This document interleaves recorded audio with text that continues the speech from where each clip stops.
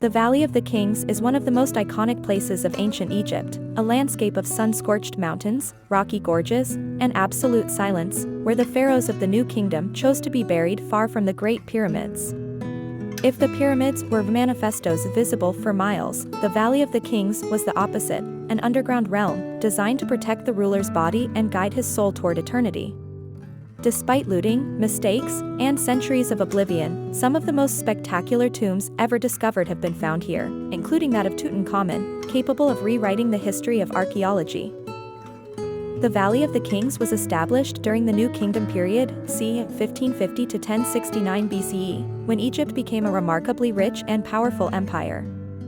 In that era, rulers began to prefer rock-cut tombs rather than pyramids. The three main reasons were security and looting, new religious ideas, and monumentality shifting to temples.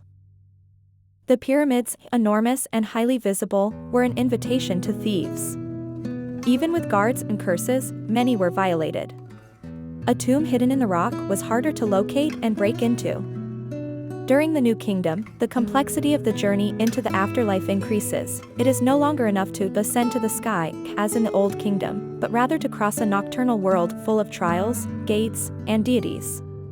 Corridors, halls, chambers, and walls covered in sacred texts were needed.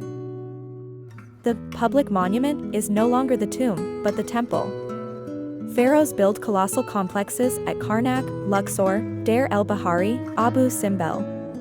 The tomb becomes a sacred but hidden place. Glory is displayed in the temples. The Valley of the Kings lies near Thebes, today Luxor, on the west bank of the Nile, where the sun sets, symbolically, the side of the dead. The main mountain, El Kern, has a shape resembling a natural pyramid. This sign may have reinforced the choice of the site. The valley is divided into the Eastern Valley and the Western Valley. Eastern Valley, the main one, where most of the royal tombs are located. Western Valley, more isolated, with some important tombs. For example, Amenhotep III's tomb is traditionally linked to this area, although the overall picture of attributions is complex. It is a harsh and dangerous place, sudden floods, landslides, and fragile rock in some areas. Yet it was perfect for the goal, a natural vault, far from the city, easy to control thanks to limited access. The tombs in the Valley of the Kings are not all the same. They change with dynasties and the tastes of the pharaohs, but they follow a functional scheme. An entrance carved into the rock face. Descending corridors, symbolizing the passage into the underworld. Columned halls and transitional chambers. A burial chamber with a sarcophagus. Side storerooms for objects, offerings, and ritual equipment. The walls are often covered with religious texts and scenes, not as aesthetic decoration, but as spiritual technology, a guide, a manual, a map to allow the king to be reborn as Osiris and join the cycle of the sun. The religion of the afterlife, the pharaoh travels through the night. During the New Kingdom, the afterlife is a complex journey. Fundamental texts appear in the tombs, illustrated on the walls. Amjuat, that which is in the underworld, describes the 12 hours of the night, the sun's journey, and the trials. Book of Gates, passages and portals guarded by deities. Book of Caverns/Book of the Earth, darker, deeper images of regeneration. Litany of Ra, invocations to the sun in many divine forms. Book of the Dead, also common for private individuals' formulas, spells, the weighing of the heart. The idea is powerful. The pharaoh does not arrest, but fights and transforms.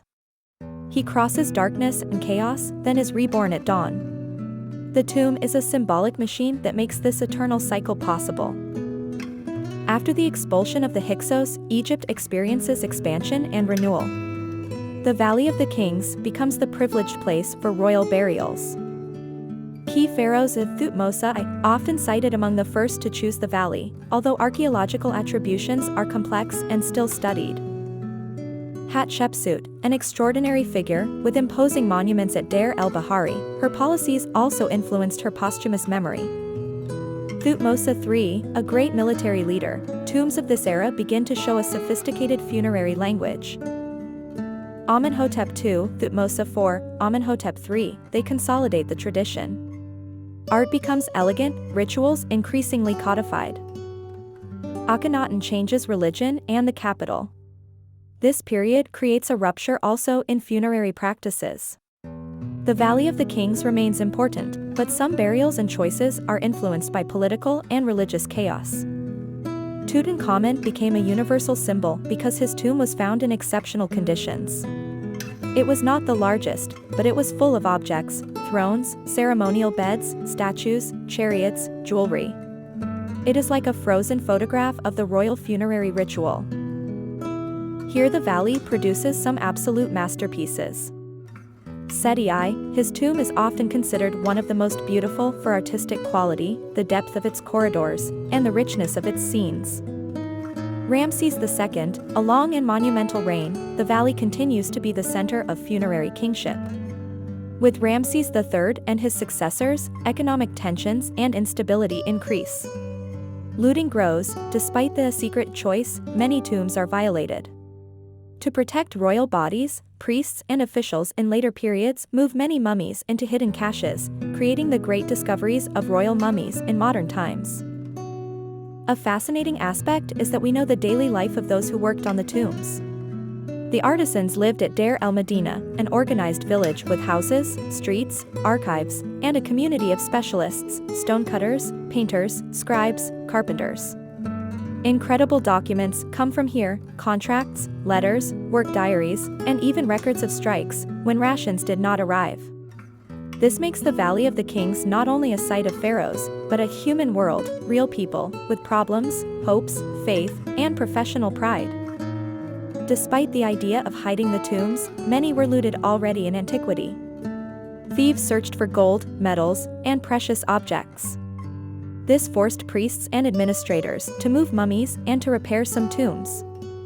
In the 20th century, the discovery of Tutankhamun's tomb, by the team led by Howard Carter, funded by Lord Carnarvon, became a global event. Newspapers, the myth of the curse, the fascination of gold. But above all, it brought new information about kingship, art, and religious life.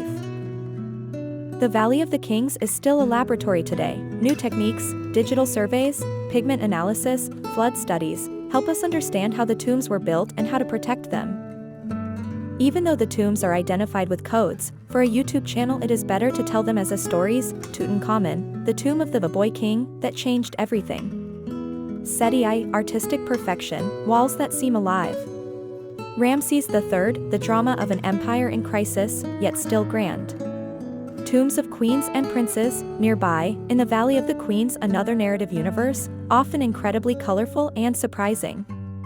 Mystery, lost tombs, identities, caches. Adventure, excavations, corridors, traps, floods. Power and politics, reforms, dynastic struggles, propaganda. Religion and symbols, the sun's night journey, rebirth. Real life, artisans, strikes, letters, family. Archaeology, discoveries, methods, restorations. It's a world you can tell episode by episode. Every pharaoh, every tomb, every sacred text is a natural episode.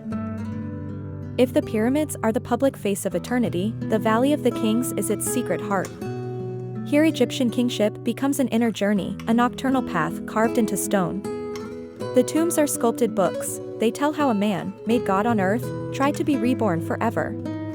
And that is exactly what makes the Valley of the Kings irresistible. It is not only an archaeological site, it is an ongoing story of faith, power, fear, beauty, and survival.